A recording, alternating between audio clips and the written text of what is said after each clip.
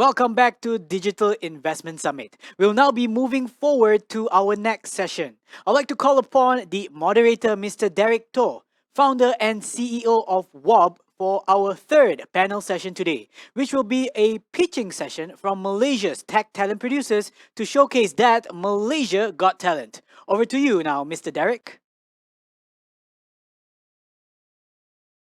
Hi, hello everyone. So yes, it's me. I'm Derek, and I'm the moderator for this session today. And the session is about the talent, the tech talent in Malaysia specifically. Now, for those of you who are not familiar with WOB, we are actually a job platform that focuses a lot like Gen Y, Gen Z kind of talent. So typically, we have a lot of fresh grads or people in the early career that use us, and many of them tend to be quite digital savvy. And I know in kind of today's climate, right? I like to share like some of my observations, right, about what's kind of going on in the economy of the talent market, if you like. So even in WOB, we currently have like a record high number of jobs advertised on our platform, even compared to before the lockdown. So you can imagine that there's a lot of growth in this space, and we've grown in terms of about 40–50%, right, compared to our previous peak. So we know there's a lot of opportunity here. And the reason this happens is because a lot of the companies and employers that use us to hire, they tend to be either technology-based companies, like it can be a more established one, or like a startup, or companies that do hire a lot of technical talent, digital type of talent, or companies that are trying to digitize. Right, I've seen a lot of companies that used to have a more traditional or non-tech kind of a business model that have successfully transformed or digitized the business. So there's increasing number of demand for technology or digital savvy talent, and there's also, I believe, increasing amount of supply of such talent, which is why we will be having this kind of session today. Now, I'm just going to introduce the panelists really quickly. So first, we have, in no particular order, we have Dr. Vinesh Thiruchelvam, who's currently the Deputy Vice Chancellor for Asia Pacific University of Technology and Innovation, or some of you might know them as APU, and the Chief Innovation Officer for the Apid Education Group. He's also an academic advisor and external examiner to 4 Malaysian public universities. He's a professional engineer. He's a professional engineer with Professional Council, UK, and fellow of the Institution of Mechanical Engineers. So, by the way, a lot of we have a very credible panel here, so a lot of the introductions are very long. So I will be kind of shortening it a bit. Next, we have Dr. Sameem Abdul Kareem. Is an academic at the Department of Artificial Intelligence at the University of Malaya in Kuala Lumpur. She started her career as a lecturer in the Institute of Preparatory Studies, now known as UITM, in 1986, after graduating with a BSc Honours in Mathematics from the University of Malaya. In the same year, Dr. Sameem obtained her MSc in Computing from the University of Wales in Cardiff, who is now known as the University of Cardiff, in 1992. Next, we have Dr. Juan Mohammad Nasir. He's a professor in software engineering and currently the chair of School of Computing, Faculty of Engineering at Universiti Teknologi Malaysia. He received his PhD from the University of Manchester in the UK. He was the head of software engineering department from 2005 to 2009, Deputy Dean Development of the Faculty of Computing, and the Director of Center for Academic Leadership and Professional Development at UTM Lead. So that's and next we have Andrew Pereira.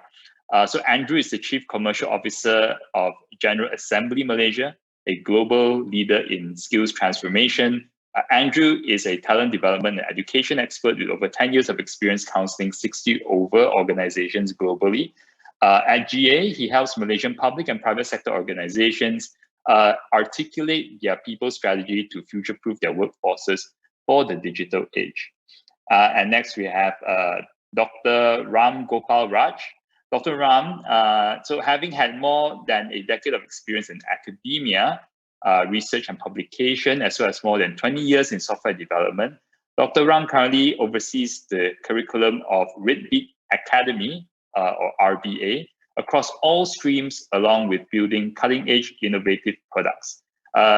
Having obtained his PhD in AI, artificial intelligence, in 2011, and founded several successful startups, RBA's Dean of School knows what makes universities and technology businesses tick, and is therefore guiding RBA in bringing the latest and greatest technology syllabus today. And next, last but not least, we have Dato Eric Koo. Eric has been in the business of revolutionizing talent development in the Asian region for over 2 decades, a serial entrepreneur with several flagship businesses under his belt. Eric is the co-founder of iTrain Asia, iTrainAsia.com, a regional digital tech certification body that is currently rolling out its industry-validated certification trainings to individuals, corporates, and academic institutions throughout 26 countries in Asia. So that was a bit of my monologue in introducing everyone on this panel. Thank you for listening. So as you can see, lots of there's lots of wisdom and things achieved in our panel here today. So if you have any questions, we will have a Q&A session at the end. So do ask your questions now, and we'll pick it up then, right?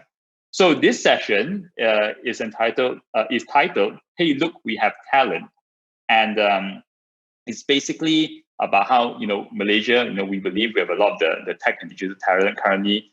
So to fuel this demand in the digital sector, Malaysia has a lot of innovative initiatives, right, to ensure a sustainable tech talent pipeline, right? So this webinar specifically, it will be showcasing some of the best of the country's talent pipeline from the tech talent producers. So all of you here, you are tech talent producers, or premier digital tech institutions, PDTIs, and specialized digital tech academies for latent talent in areas of software engineering, cybersecurity, data science, and AI. As an employer, if you are watching this as an employer, you can learn how you can leverage on Malaysia's tech talent ecosystem to accelerate your growth in ASEAN. So let me start with the first question. Does Malaysia have the talent, really? Right? Because we all know that a lot of times when people think about tech talent, the first thought people think is that there's a shortage, right? And it's very common, and it's common across the world. So does Malaysia have the talent? Where are they? And how can employers access these talent? So perhaps Andrew, you'd like to take this question first? Sure. Thank you, Derek. So, the short answer is yes. Malaysia definitely has this talent. And INSEAD produces this report, I think the Global Talent Competitiveness Index. And this is, I think in the 2020 version of this report, Malaysia was the only middle-income country in the top quartile, right? All the other countries in that top quartile were higher income nations. And I think, if you look at that index, Malaysia scored number 6 in the world in terms of, employability of those in the workforce, right? So the short answer is yes, we have the talent, right? But where do you find that talent, especially the digital talent, is the question. And let me start by telling a story here, right? About one of our students, one of General Assembly students. His name's Arif, and Arif started off his career as a hairstylist, right? He was a hairstylist who, he got a vocational certification in this area, and he worked in this area for over a decade. And he did a bit of Grab driving on the side as well, right? Or at the time it was Uber, I think. And that's what he did for the longest time. And after he worked for over a decade, like I said, and then he was made redundant when the salon that he was working in closed down, right? And he asked himself the question, I'm hearing about this digital stuff, right? Like it seems to be the way of the future. What is this, how do I actually enter this space? How do I actually develop skills in this area so that I can become more employable and I can be part of the workforce of the future? So he comes to General Assembly, he comes to us, and we help him talk through, right? What is it that, he's looking for, what his career aspirations are, how he can develop skills, in an area that he's interested in. He picked software engineering despite never having written a line of code in his entire life, right? And we helped put him through a 3-month-long program, and helped him find a job at the end of it, right? So now he's a web developer at a startup where he uses blockchain to help verify skills and credentials, right? Why do I tell you this story, right? I tell you this story because increasingly the story of Malaysian talent, Malaysian talent does, as much work as, our, colleagues in universities and colleges are doing. Increasingly, that talent looks like Arif, right? Increasingly, Malaysian talent, doesn't necessarily follow the traditional path. Malaysian talent is increasingly people who are already, digital talent is increasingly people who are already in the workforce who are looking to transition careers and to build new skill sets, right? I think about 20% of all Malaysians are expected to be in digital jobs by 2030, according to the Ministry of Human Resources. And Malaysia, to achieve that, Malaysia needs to add about 300,000 digital workers per year, right? Per year to the workforce by 2030, right? So, and by the way, 300,000 digital workers per year, that's, even if every single university in Malaysia started churning out only digital graduates, you would only just make that number, right? So, we have to work together. And I think everyone on this panel, the organizations that we represent are all working together to try and develop that talent. And I think that the good news is I'm really heartened by the fact that government, companies, individuals are all working together on this front, right? I think in terms of companies, they are engaging organizations like General Assembly to reskill, upskill their workforces. On the government front, the Dewan Rakyat passed a budget yesterday, which invests a significant sum of money in building skills, building digital skills, and improving the employability of individuals. And finally, individuals, right? Like Malaysians are seeing the need to develop digital skills, and organizations like General Assembly, we are very proud to be working with the Arifs of Malaysia. So yeah, that's where you find that talent. Thank you, Andrew. I love that story about Arif, and also interesting that you mentioned that we require 300,000 new digital talent every year. And obviously the number of fresh graduates entering the market is sort of just close to that number. And this is fresh graduates across the field. And I love the story about Arif because I think the idea that it's not easy to transition into a tech role if you're from a non-STEM, or non-science-based degree or background. In which case Arif was previously a hairstylist, right? So it's nothing to do with like STEM subjects, and he successfully transitioned. So I think this does give a lot of maybe the word is hope, I'm not sure, or a belief that we can do it, right? Even though you're not from this background, and even if you've graduated, you can transition. So great, I love that. I hope there are more Arifs out there. So Dato Eric Koo, perhaps you'd like to share your opinion on this question. Yeah, sure. Thanks, Derek. I think if you base on the general, right, based on what we turned out from the school, I think compared to others Southeast Asia country, we have quite all-rounded talents from the school itself, from the primary school, secondary school, because it's like in terms of education systems, right? How complete is the education system and how many citizens actually we cover to Malaysia is like compared to other Southeast Asia countries, we are not bad, right? So, but in terms of what they want to study in future, whether we actually have a pathway to direct them to the digital or not, I think there are a lot of space that we can actually improve.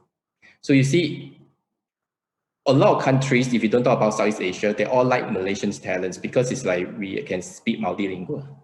And then we actually are multicultural. So nowadays, it's like when you want to become a talent, like not only you can do your things, you must be able to communicate with people. When you're able to communicate with people, you manage to get things done. So this is what people are looking for when we actually run our business in so many countries, right? Especially in Middle East as well. So you see, now, if let's say we can give them a proper pathway to actually move to digital, So I think this is the group of talents that we can actually upskill or reskill them. Like for example, what Andrew mentioned is that you're actually reskilling, right? Someone from not in the field to that particular field. But we also need to look into the upskillings of those people who are in the field but not fit the jobs. Then we need to upskill them. So which means, in a nutshell, for me to answer the question is like we do have, but we are not enough if we are talking about in this digital space. And now you need a long-term strategies to actually move these people to actually into digital. Many of these, I think if you know this in particularly in Malaysia, that many of them study business, commerce, business study, international business studies, right? So these are the people which is like they do not know there's like there are so much of opportunity in digital, right? They might be not aware. So if let's say we have a proper programs to actually divert them into this digital world, I think it can be done. And now I'll get to know that many universities also like make it compulsory for all the students. Doesn't matter any faculty, you will need to study some kind of digital project or maybe digital programs. And I also surprised to see like many of these graduate, which is not in IT, right, or computer science, they know some kind of codings, right? But this is not in the math skill, but look at the whole development, especially after, during this pandemics, I think this industry is developed much more faster than what the education can do. Not only in Malaysia, there are many countries, right? With that kind of speeds, right, we need to do something is to like, how can we upskill and reskill our talents into the digital place, right? So if you can see, this is what are the situations we are facing. So to answer the question again, right, we have, but not enough. But what we can do, this is what we want to discuss. Yeah, thank you, Dr. Eric.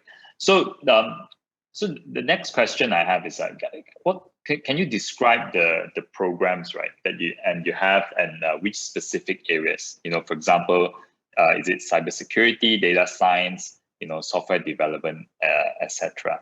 And perhaps Dr. Nasir, you'd like to take this question first.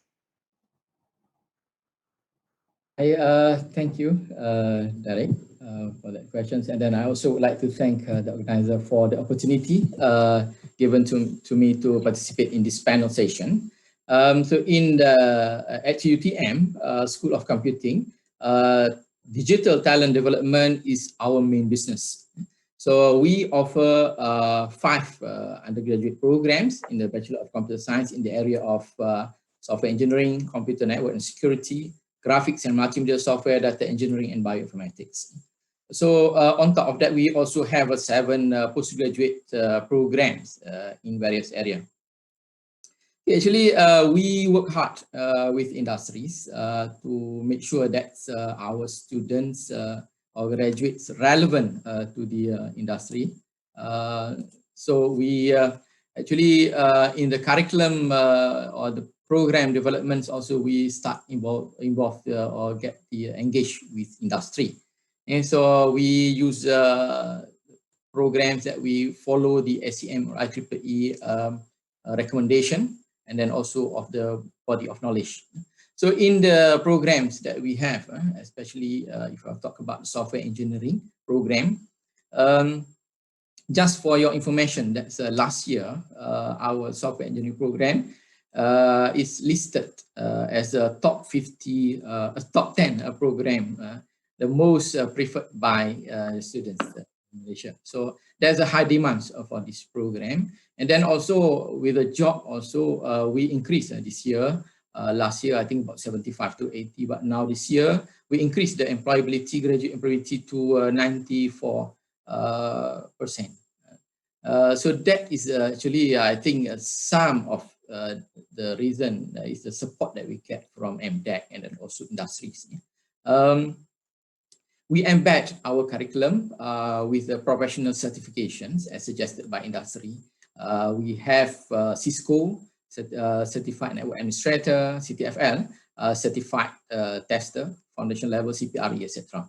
And then recently, this semester, we started our micro credential program with Microsoft for Azure fundamentals. And then we are going to continue with the Microsoft, what we call the learning path. So that is our commitment to supply the digital talents to this country. But due to the, we have to maintain the student and lecturer ratio. So our intake is quite limited, and then the total enrollment is about 400. And then every year we produce 200 graduates. Actually, this is also quite pressure for us in terms of demands. This morning in the webinar, I heard that Chi Seong from Huawei said that they need 10,000 software engineer, and then today we also listened that 300,000 digital talents needed by this country.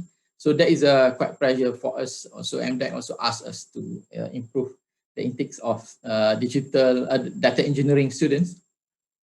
Then actually, I think the demand, even though it is we are in the COVID-19 pandemic, but with the demands for this area, as long as we fulfill the criteria needed, or the industry needs, and then our students will have a place in the industry. So that is more or less about the curriculum. So for the intake quality, apart from last year, we are top 10, the most popular in the UPU. This year, I heard that the minimum CGPA for software engineering program is 3.96. So I also quite surprised with that. But that's mean a quality intake, and then we will have better graduates. I think that's all that I Yeah. Thank you, Dr. Nasir. And I'm glad to hear that you know, there's a lot of demand. I suppose it's good pressure, right? Having a lot of demand is better than having no demand. Yeah. So you're going to be really busy trying to produce and increasing your intake. And next, Dr. Vinesh. Right? Could you describe the programs right you have in these like specific digital areas? Yeah, thank you, Derek. And just a quick word, humbled to be among other professionals on this panel. Everyone knows Asia Pacific University as a tech-based university. You know, we've been around for a long time now. And in terms of digital offerings, you name a buzzword in the current scene of the digital economy and the requirements, and we have it as a specific degree program to offer. We have wide ranges of programs from diploma, degree, and masters. If I take just the undergraduate, we have 20 over programs within the context of computing and the whole, encompassing the entire shortfalls which is required to feed digital and computing graduates into the job market. So today I want to just dive in the representation of cybersecurity and digital forensics. So at APU, we have designed and implemented dominant programs aligned towards the learning and skills of trying our best to allow the students to attain the outcomes, driven along the pathways of achieving the Industrial Revolution 4.0. So the Industrial Revolution 4.0 mapped out against the digital requirements for the industry in terms of job opportunities and the job requirements. We have now designed all our programs to fit that purpose. So I can give you a short description of the three specific programs within the cybersecurity and digital forensics. So we have this Bachelor of Science in Computer Science, which is a specialism for cybersecurity. Now in this, the students have been trained in the arts and skills of cybersecurity, which encompasses subjects such as cryptography, computer security, network security, secure programming, information security assurance, as well as the needs for network security in terms of penetration and the countermeasures which are required. Then there is the second program, which is again, computer science as the core, but the specialism is in digital forensics. Now, here students, the graduates we are producing, can elucidate, decipher, and decode origins of forensic science. They are allowed to acknowledge the difference between scientific conclusions for legal decision making, which is very important in the coming front. If you take into the context of CSI, the body of knowledge for digital forensics, it empowers to distinguish and certain the pertinent relationships of digital forensics to traditional forensic sciences by using Congress digital methods or applications as part of the practice of digital forensic investigation. So I tie that back again to CSI. Now we also have the Bachelor's in Information Technology, a basic IT degree, but that has a specialism in information system security. So in this program, students will be able to capture and sort of refine information security essentials and also ensure that the requirements are effectively integrated with the overall IT component products and the IS itself through steadfast and enterprising security architecting, design, development, and of course, configuration. Now, what we have done to further strengthen these programs in the areas of cybersecurity and digital forensics is our partnership with the industry. So nothing happens in APU without a steadfast and solid fundamentals of bringing industry onto campus. So the industry has designed the curriculum with us. They have verified, validated the content. They are also involved very indirectly in guest lectures, supervision, and ideas for projects and things like that. So you have that ambience and feeling of being in the industry because industry is actually on campus. Now, adding on to that is the facilitation for every single program that we have to offer. So nothing comes with skills being measured when you're actually with the equipment and hardware and software for that matter. So in the area of cybersecurity and digital forensics, we have actually three major studios and labs. Yeah, we have the cyber range, which is one out of two in the country to that status. It also is the highest sort of level of defense level capabilities. Then we have the security operations center, which students are manning it 50 hours in terms of a prerequisite to graduation, which means that they get to be involved in a SOC. And lastly, we have the forensic studio, which allows them to play with devices for CSI purposes. So you see, on a holistic perspective, the programs are making our students not only graduates, but industry-ready people to get straight onto the job. Yeah. So that's what I have today in terms of programs. Yeah. Yeah, thank you, Dr. Vinesh. And Dr. Sameem, can you describe the programs that you currently have in these specific digital areas? Thank you, Derek. I wouldn't be doing justice to our programs if I don't talk a little bit about the history of the faculty. Now, we started off in 1991 with a 4-year program, computer science. This program was offered with an intake of 50 students. And our first batch of graduate came out in 1994. Now, pioneering computer scientists, as we would call it, are very special because they've gone on to become leaders in academia. Some of them are professors in our own university and other universities in Malaysia. So I am very proud of our early computer scientists.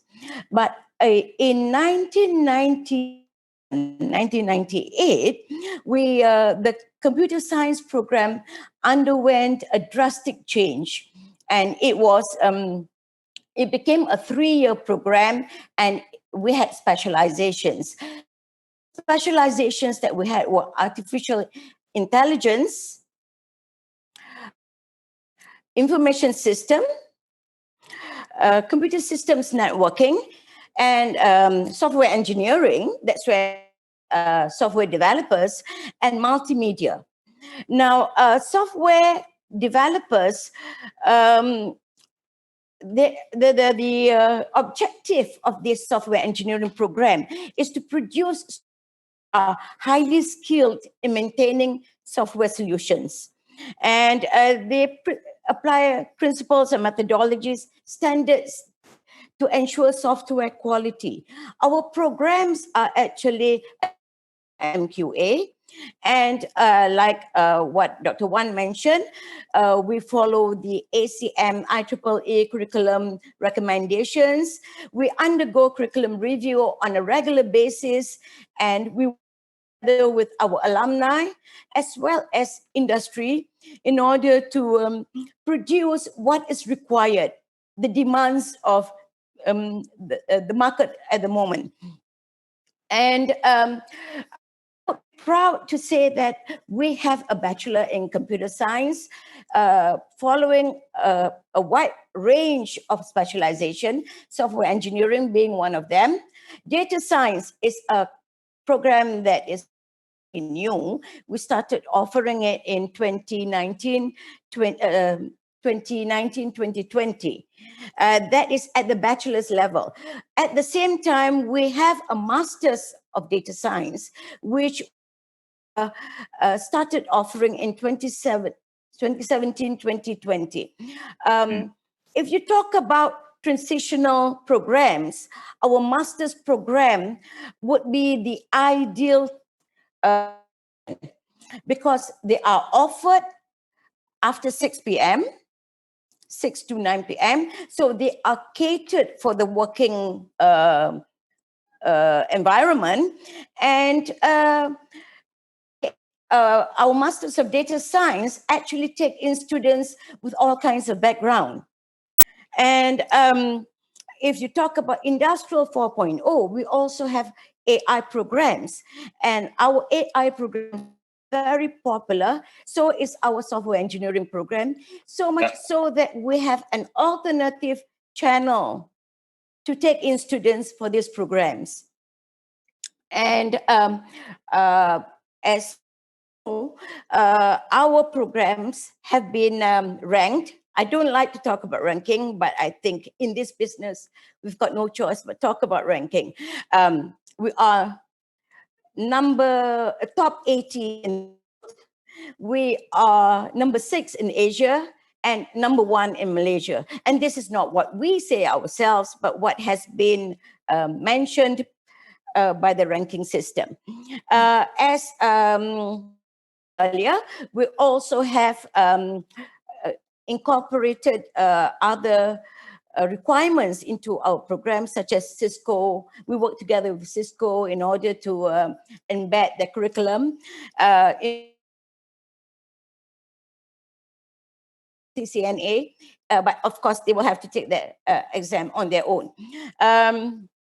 We take in good students, and in the last intake, we only took in 4.0 students with a CGPA of 4.0. And I am proud to say that in the past 5 years, our employment rate has been 85 to 90%, the top in UM for our faculty. Thank you. We are in the process of developing a Master of Cybersecurity. At the moment, it is at the university level. It will have to be taken up to the ministry level, but it is in the final stages. But at the same time, we offer courses in network security, internet technology, and computer penetration, which is part of our computer systems and networking syllabus. Yeah. Thank you, Dr. Sameem. Yes. Yeah, thank you. So, in the interest of time, I'm just going to move on to the next question I have.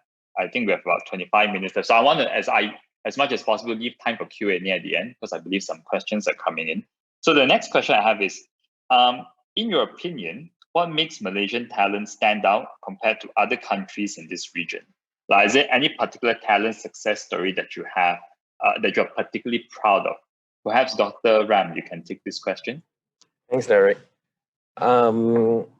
If I can give a little bit of background about Redbeat Academy. Redbeat Academy is basically the baby of AirAsia Digital and Google Cloud. And when AirAsia started its journey into its digital transformation, they started basically what we say, pinching talent left and right. Oh, get this data guy from Grab. Let's get the guy from the Bank of England. Let's get this guy from UM, and that so on and so forth. And it became really expensive. And the other problem that the group was facing was that a lot of their staff, our all-stars, would be made redundant. So rather than replacing them, the idea was that perhaps we could reskill and upskill them, right? So this initiative started 2 years ago, and it's just that the onset of COVID accelerated everything, gave the opportunity for Redbeat Academy to be born. And having had the success in transforming our own All-Stars, we figured, why don't we offer it to the public? And one of the success stories we have is that one of the best programmers that was developed out of one of our courses was a baggage handler. And he only had an O-levels qualification. He had no diploma degree. He never had a chance. He had to go out and work straight away. And he'd been a baggage handler for about 9 years. And it turned out he topped the class for software developer. And among the other initiatives that we're having, like the lack of digital talent, so to say, the number of vacancies within the group itself, we're looking for over 80 data scientists. So in order to fill that gap, we've decided that rather than going out and pinching left and right, we would upskill. And we don't force it. We allow the All-Stars to pick what track they would like to be, whether cybersecurity, data analyst, and allow them to blossom. And this gives the opportunity for O-levels holders. You don't need to have a degree, diploma, or anything like that. All you need is a bit of interest, a bit of passion. And we have so many immersive programs for you. And when you talk about industry collaboration, we are industry.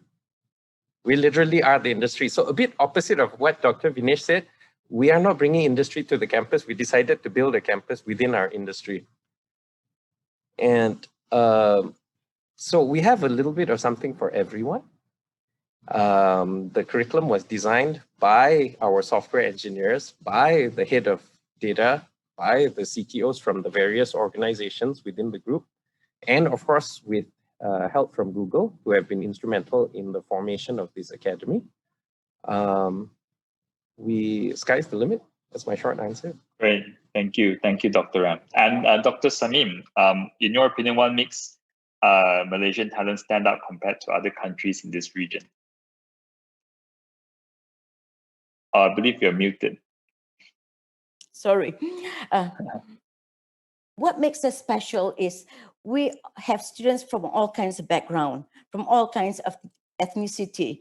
So they have different exposure. They have a multicultural education, and their activities that they take part in ensures that they respect each other.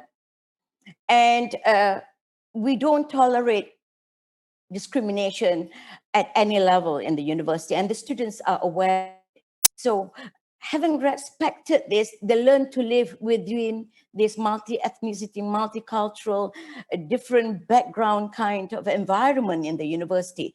But at the same time, I would say we also inject a little bit of special approach to the students. When it was first made known that our students lack in soft skills, the VC at that time had what she called a finishing program, finishing school kind of program, in which we coach the students in interviewing skills.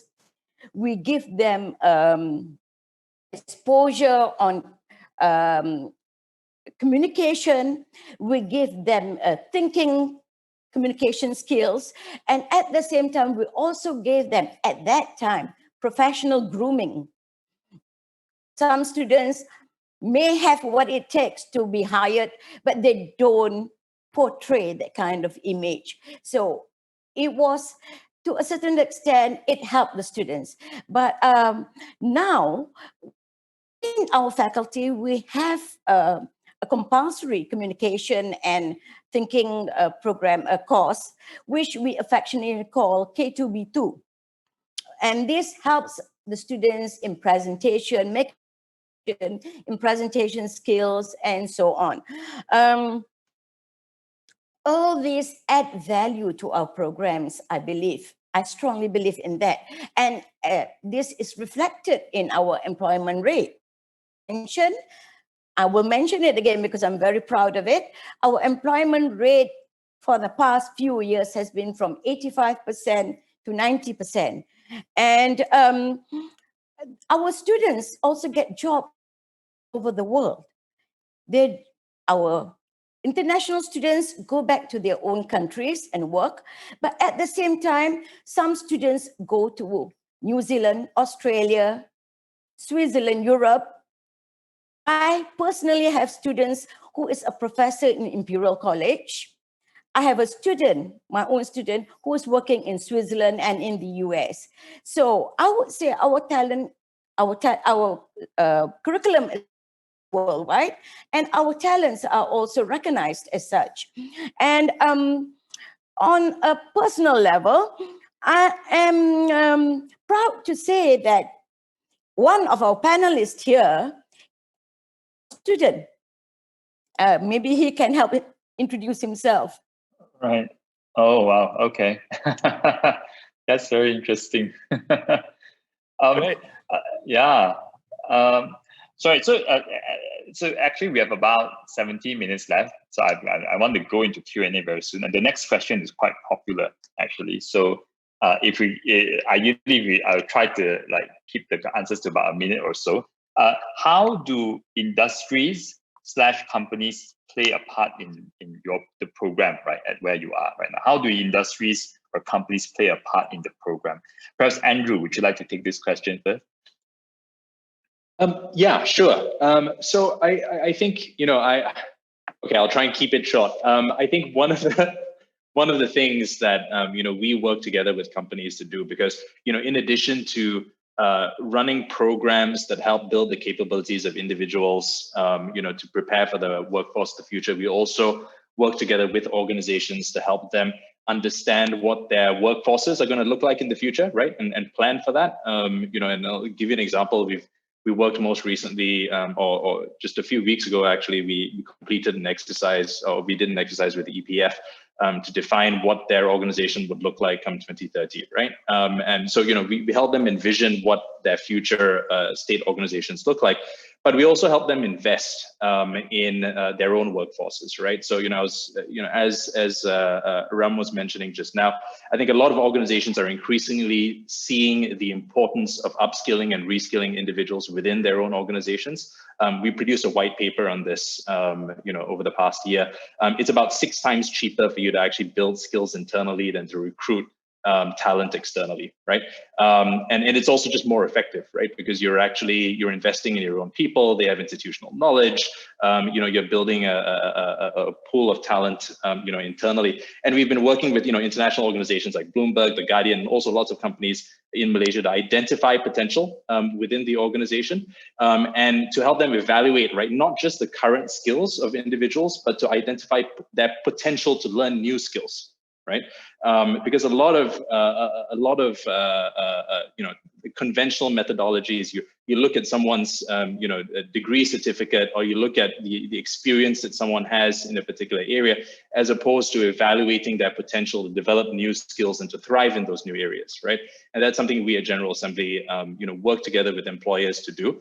And then to continue that learning journey, right? Because none of us have attended a workshop that has changed our lives entirely, right? At least I haven't met anyone like that. Learning is a journey, and it is a journey that takes months and years sometimes. So helping working together with organizations to figure out what journeys to learn look like, as opposed to developing events where learning happens. Thank you, Andrew. And Dr. Juan, would you like to take this question as well? How do industries play a part in the program, in your program? Thanks, Derek. As I mentioned earlier, our program is industry-centric, if anything. We start off with the needs of industry and come up with a particular track and a particular set of outcomes for our learners to ensure that the moment that they graduate or they complete their certification, they are employed. And one of the key components of our programs is what we call the Capstone Project. Capstone Project is a 1 to 3 month on-the-job training. It's not an industrial training cycle because, as I mentioned, throughout the group, we have about 400 software developers, and they will basically be able to mentor There are various software developer trainees, and the Center of Data Excellence has hundreds of data engineers, and we talk about making sure that we retain, we train, we expand. And towards that initiative, our capstone project is invaluable because they will actually do the job. That's their on-the-job interview. If they do that capstone project well, they basically fill the role, they've done their job, they'll be employed in that role. Thank you, Dr. Ram. And Dr. Nasir, how has the industry played a part in the program? Okay, thanks, Derek. Actually, we always welcome industry to play part in our academic program. And then I would say that in all stages of the program life cycle, industry can play a role. For example, during design, we get input from industry, and then from delivery and implementation, we can invite as an invited lecturer or adjunct professor. We also have a work-based learning where industry come bring their problem to the university, and then the students solve the problem. And then sometimes community also bring, and then we have a success story that 2 or 3 systems that are already used by a local community. So that is the way that we do. I think the industry can do. And the capstones project, I think, as mentioned by Dr. Ram, is also the way forward for our software engineering program. And then we also need the industry. Now, we already get support actually from industry for internship for 1 year for our 2U2I program. Thank you for Embed and then all industry that participated, because it's very hard work from industry as well, because industry needs to learn about their pedagogy and then how to evaluate the student effectively. So they have to know the course outcome, everything about the course learning outcome for each courses. Yeah? So when we place, and then during that one is during delivery and implementation. The industry also may take part during review. So we have an annual industry advisory panel that we did like a conference or seminar that's given, and then get input from the industry. And then also can be the external examiners. And then after graduation, actually we also do the after sales service, and that's what has been labeled by university. After student graduate, we do reskilling, upskilling, job placement, training to hire programs. That's one we need actually support from industry. And then our Iskandar investment board already near Iskandar region also mentioned about this they needs. And then okay, so the last one is for the lecturers as well. So reskilling, upskilling, and attachment, industrial training we have in the new area. Okay. Okay, thank you. Thank you, Dr. Nasir. Thank you. And Dr. Vinesh, how does the industry play a part in the program? Yeah, Derek, I'll give you a quick 1 minute input. Basically, it's on 3 pivotal points: expert advice, partnerships, and facilitation. So expert advice, I think Dr. Nasir put it profoundly. It's the IAP, the Industry Advisory Panel. They give a lot of, they're integral in verifying content and opportunities for industrial training and support through guest lectures. Secondly is partnerships. Now, partnerships, we are very in-depth in partnerships. So a good example is our data analytics program, which we have partnered with SAS Institute USA, and they offer joint certification in completion of the degree. Likewise, in our artificial intelligence programs, we are in partnership with TIPCO Limited, and they also offer this joint certification upon completion of the degree, not only at undergraduate, but also at master's level. And similarly, we are pursuing partnerships in other areas as well. Now, the third one, which is important, is the facilities, right? So we don't design facilities just for the sake of theory and academic purposes. We design it for industrial usage purposes. So some of the examples I gave earlier, for example, the cyber range, we have designed it in collaboration with the industry. So we thank MDEC for bringing the industry to us, and it has been designed at industrial level. It is equipped with the latest version of technology applications. Yeah, it's been designed and commissioned with the industrial partners. So it is not purely academic. It is at an industrial level, which is fit for purpose for even regular jobs in the industry. So yeah, that's my thank you, Dr. Vinesh. So the last question I have before I move to public Q&A. What are some of the challenges faced when implementing some of these programs, and how did you overcome it? Dr. Eric, would you like to take this last question? Yeah, sure. I believe it's like we are talking about implementing all these upskilling and reskilling programs, right? So what are the challenges that we are facing? Actually, I always talk about something like it's very difficult to create the digital creator. It's not easy. I always use even though we are involved in the industry for many years, right? For the last 15 years, right? So we actually churn out like a lot of talents, right? And then a lot of them is like, I always call them a super user of the AI tools, a super user of the data science tools and all these things. You see, this is a challenge that we are facing because it's like, when we want to get all these people to be a real digital creator, especially when we talk about AI, they need to have a very, very strong foundations of mathematics and science. I think this is just like something that like just now I mentioned is like, we need to have a strategy to get these people into that areas.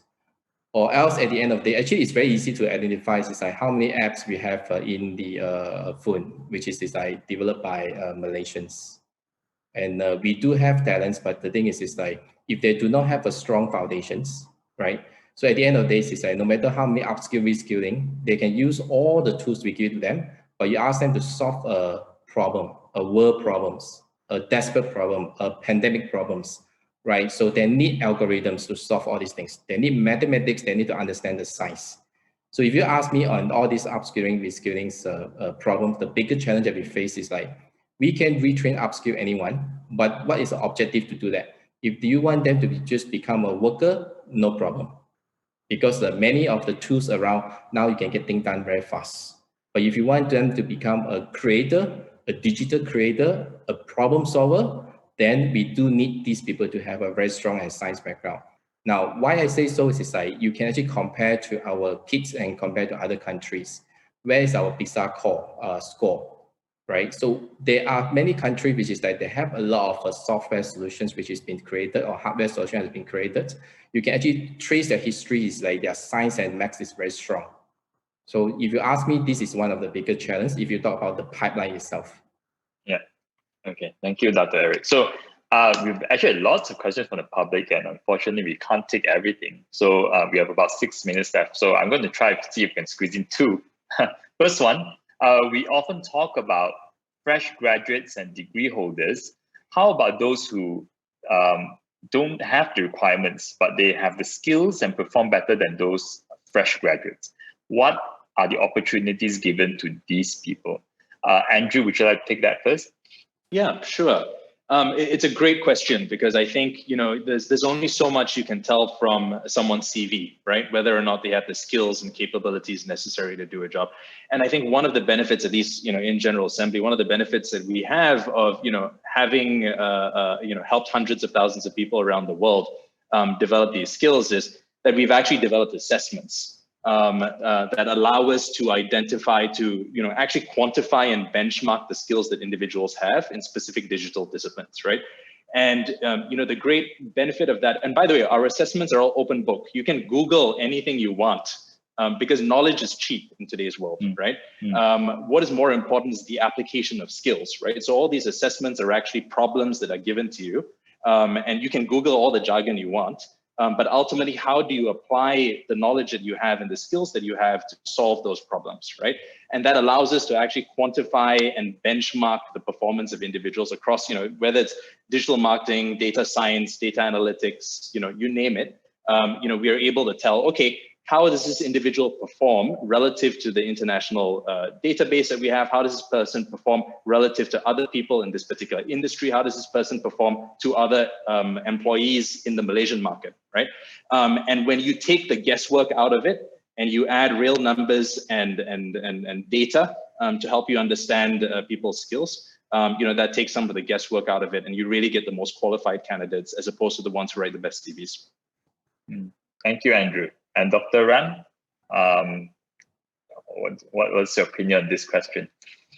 Okay, thanks, Derek.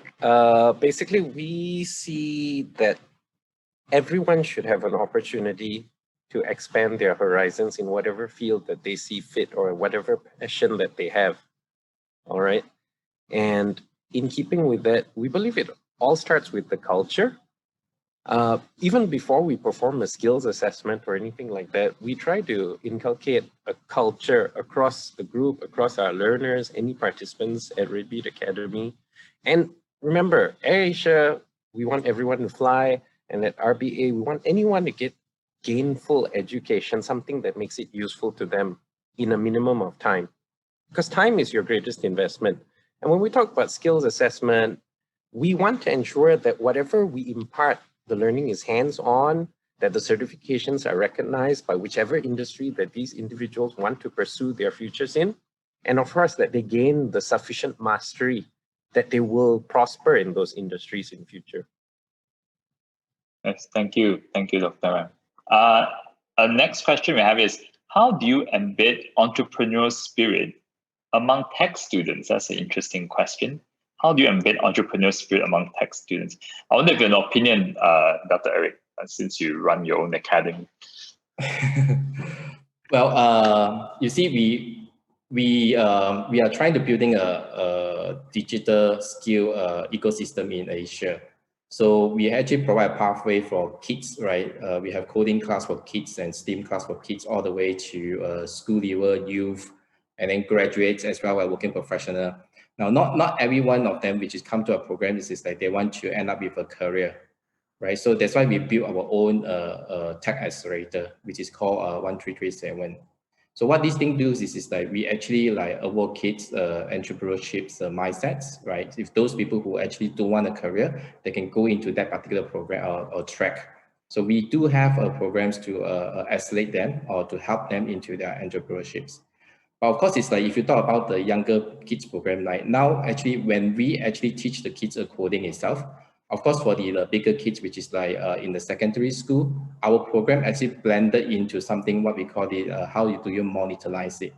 If you learn coding, it's like how do you monetize it, right? So that means it's like they will actually understand it's like how this commerce things works, which is like how they actually can get this thing to the App Store or Google Play when we teach them mobile app development. So you see the entrepreneurship is not a one course or two course or three course. It's a process. Based on all these years of we doing the trainings, it's like you can't teach people to become entrepreneurs. It's like just a very short while, right? It's a process of things they need to learn. Of course, nowadays it's like we also work with quite a number of international schools. It's like how do we instill this one to the students? Because a lot of times it's like most of the school now they have like learning coding, learning Python. But at the end of days, it's like they look at us, it's like what my kids can do, right? So at the end of days, it's like, of course you learn about the computational thinking, logical thinking, but that what can you use it to make a living, right? So this is a process. So I think when we talk about education, it's like you ask most of the parents, it's like what is the purpose of the education for your kids? At the end of the day, it's like they want them to have a good jobs, right? I believe everyone talking about they want the jobs, right? So they can survive themselves, right? But nowadays, a job itself is like we are talking about something called a T skill, right? If those of you know a T skill person, right? You can't actually have one thing which is like you can survive for life. You need many things. But when you have many things, you must have that one particular thing which is you're doing very, very good. But you have many things which is not doing very good, you can't survive as well.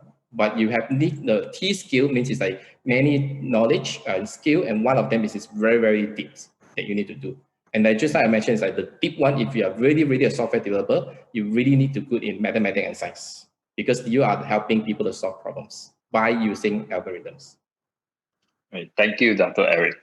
I think I am able to squeeze one last question in. And this question is, kudos to UTM, APU, USM, and many more who have embedded industry certification as part of the syllabus.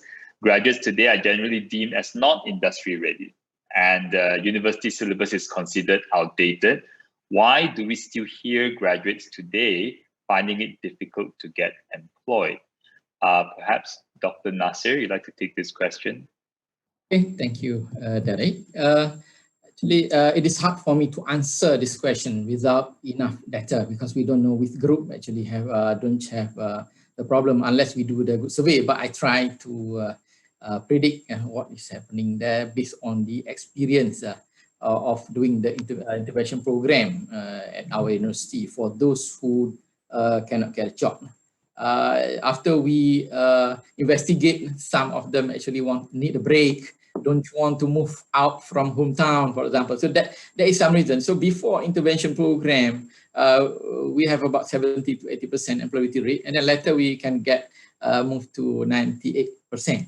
So thanks to our team who really work hard to make this intervention program. Dr. Eric also mentioned about the T skills. That one is very important because it is not only the technical skill. We need multi skills at the broad level and the depth level of the certain things. So I think maybe very short from me.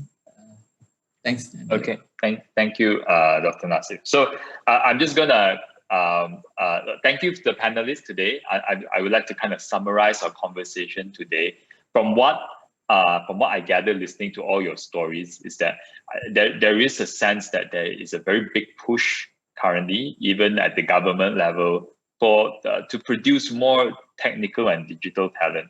And I suppose this is because of the vision of how we understand the world, and suppose our country will become increasingly digital, right, as time gets by. And it's also really good to hear how industry players are involved in the education process right now. It's also really good to hear stories of how non-STEM students or STEM background people are able to transition into the digital world, right? And you have all designed programs that allow people to do that, which I think is very, very important, especially for someone that has had work experience for a long time already, right? So it's kind of changing how you think and approach your work. It's not an easy task at all. And the fact that that we have seen success in this area, I think is very, very encouraging. So again, thank you all for being here.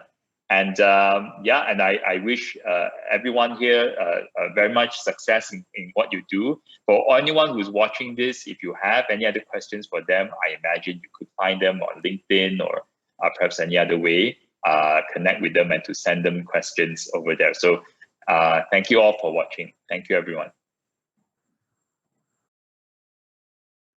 Thank you very much to the moderator as well as the panelists for that energizing and insightful discussion. So ladies and gentlemen, we'll be moving forward to our next session, and it will begin at 4:30 p.m. Click join session for the topic, Make Malaysia Your Digital Home. Virtual coffee chat with MDEC and Maida.